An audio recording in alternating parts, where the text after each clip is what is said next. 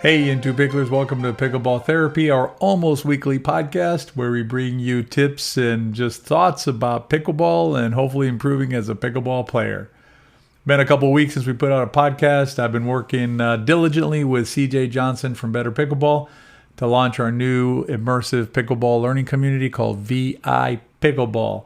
If you want to learn more about it, you can check it out at wearepickleball.com. It's been a lot of fun. We have some really, really good content in there. And, part of the VI Pickleball experience, or the VI Pickleball, not experience, but the whole premise of it is to have a community, right? A community of like-minded pickleball players, folks who really want to work on their game, really want to grow as pickleball players. And, CJ and I, as you probably know, we both have our YouTube channels, we both have our websites and things like that. And so we offer what we believe is valuable content to the pickleball community. But we said, is there something we can do that's maybe a little more intense, a little more immersive is the term that we've been using, a little more immersive to really help pickleball players. And that's where the whole VI Pickleball idea kind of sprouted. And I'm really excited with the information we've been able to put together so far. But, being in that community and being, just being a part of that has really helped me kind of refocus on pickleball and refocus on what's important in pickleball. So what I want to do today is take a few minutes, talk about pickleball, what's important in pickleball. And, and at the end, I'll give you a riff on pickleball paddles. I'm going to continue that series in the riff today.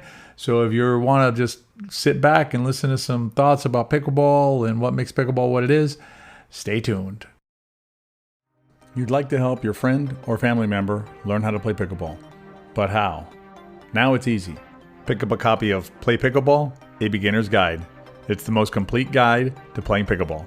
Available as a digital download or in hard copy at In2Pickle.com or at Amazon. Let's keep growing the sport. 2020 has been a doozy of a year so far. Forget about the politics and all that stuff. I'm not talking about that. I'm talking about, we had to deal with COVID this year. Kind of like, what is this? What do we have to do? Where do I have to wear my mask? Obviously, it's impacted pickleball. You could see, obviously, pickleball took a break for a little while there. It's made a little bit of a comeback, but a lot of players are still hesitant to come out. So, 2020 has just been one of those years, and now we're in the holidays, and maybe there's a second peak happening. We're all a little bit on edge with the COVID situation, not knowing exactly how it's going to play out, and just life in general, right? So, what's been interesting is kind of putting in context pickleball and the holiday season and kind of everything that's been going on this year. The VI Pickleball community we just launched, it's really helped me kind of, maybe reset my expectations about pickleball. Not expectations, my thinking about pickleball.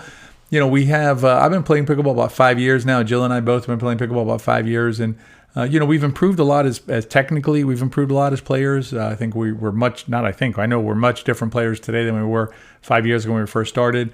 There's things that I see today and do on the court and understand about the game that I just didn't understand when I first started. And that's been very rewarding. Jill and I have had a good experience in this sport. But at the same time, sometimes we get a little bit maybe tunnel visioned in terms of our improvement. We get so focused on that third shot or that, backhand volley, defense setup, counter punch, whatever, the wide dink, working on that we kind of a little bit lose sight of maybe the overall picture of pickleball, or what pickleball meant to us when we first started playing it. And, this community, the feedback we've gotten from the community, the players that we've met so far in the community have really helped me just kind of reassess that, kind of maybe reset myself. We love the reset shot in pickleball, right? You're moving up to the non-volley zone, you're in trouble, you hit the ball, and you do a nice job of neutralizing the shot with a reset into the NVZ, and you're happy about it. I'm happy when I do that. But what about just, resetting maybe the thought process about pickleball, maybe going back to, what is it about pickleball that we really like? And, the main thing for me playing pickleball, the competitive is fine. The learning is great. Obviously the physical side of it's good, the exercise and things like that. But it's really the getting to meet new people, hearing what their stories are, finding out, kind of, how they came to pickleball, what pickleball means to them. I mean, we have a member of our community who's, 83 years old, just started playing pickleball not too long ago. And so, he's in his 80s, picking up a new sport, loving it, getting into it. I mean, that's awesome. That's just fantastic when you have that kind of feedback, or not feedback, but that kind of impact, right? That's the sport. The sport of pickleball has such an impact, or can have such an impact on players.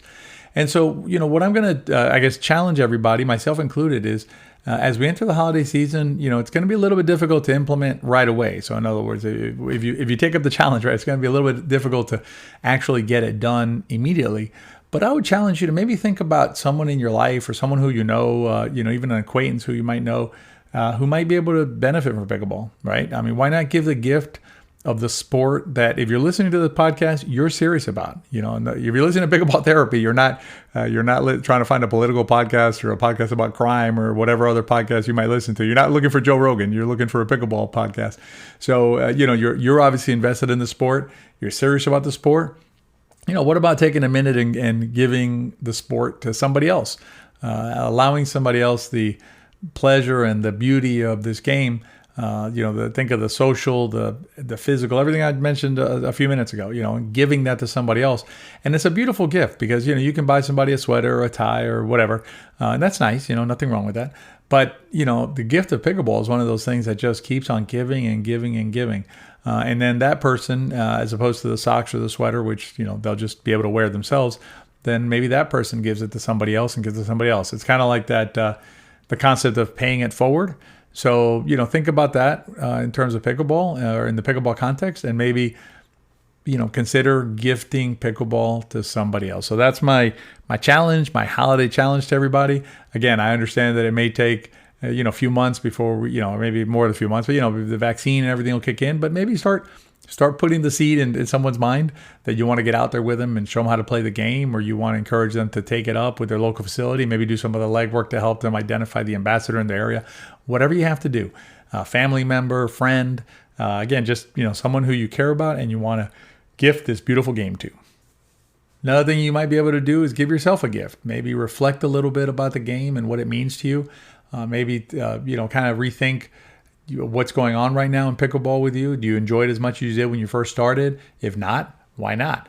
Are you hung up on some shot that you can't hit, or on a game that you keep on wanting to get invited to, or something like that? Something that's maybe a little bit peripheral to your enjoyment of the game.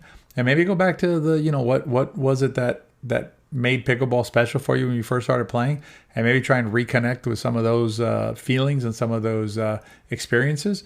Maybe you can't do it right this second because of COVID and weather and things like that up north.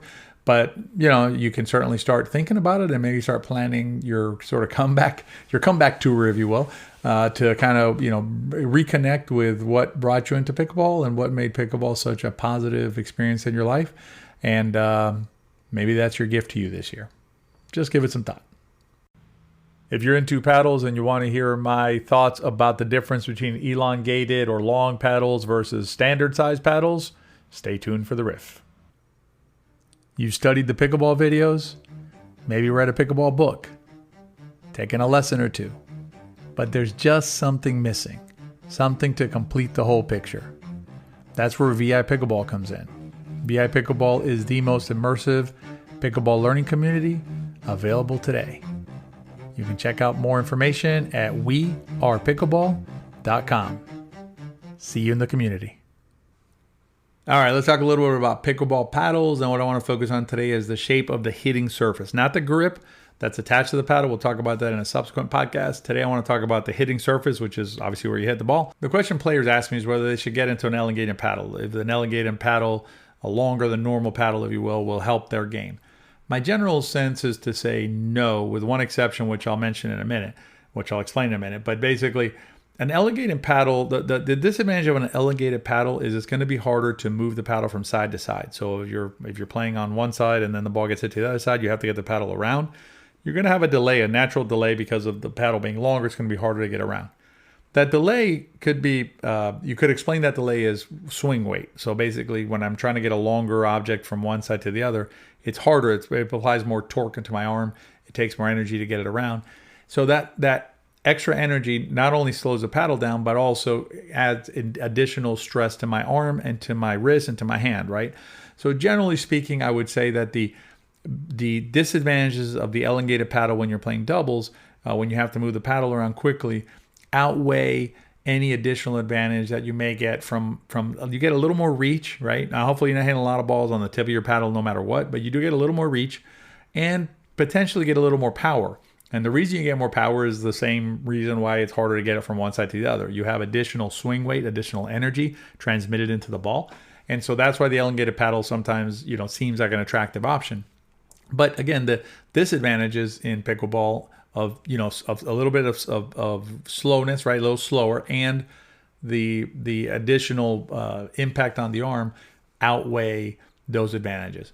One other kind of slight difference or slight disadvantage of the elongated paddles is, at least in my personal experience, because I have played with a version of an elongated paddle, is you lose some of your defensive capabilities, particularly in a double setting where you're standing up at the NVZ, you're backing up a little bit and trying to defend. What I found was the elongated paddle that I had tried, I was defending in the same way I defended with the traditional shape paddle, but the balls were deflecting off the edge of the paddle. So when I looked at the paddle, it was the only time I've had marks on the side of the paddle. So not literally on the side of the edge guard, not on the tip, like where you scrape it on the court sometimes, on the corners, but on the actual sides of the paddle. I had some marks from where balls were basically skipping off the edge guard on the end or on the sides when I was trying to defend. So for those reasons, I would suggest not using an elongated paddle, with one exception, which I'll mention now, which is if you're playing singles.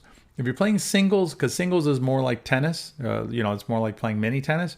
So if you're playing singles where you're going to have basically longer swings, you're trying to hit the ball harder and things like that, you can use an elongated paddle, and actually you can use a little heavier paddle too if you want to, because you'll get a little more pop off the ball, a little more pop off the paddle, I should say, a little more power into the ball. You'll be able to hit harder. And the elongated paddle, a little more reach, a little more power is fine, and you're not really flicking that paddle around as much as you are when you're playing doubles up at the NVZ. So generally speaking, no elongated paddle unless you're really using it for singles play. That's a wrap for episode 18. I hope you enjoyed this week's podcast. If you liked it, please share it with somebody else. Remember that if you liked it, they probably will too. See you next week.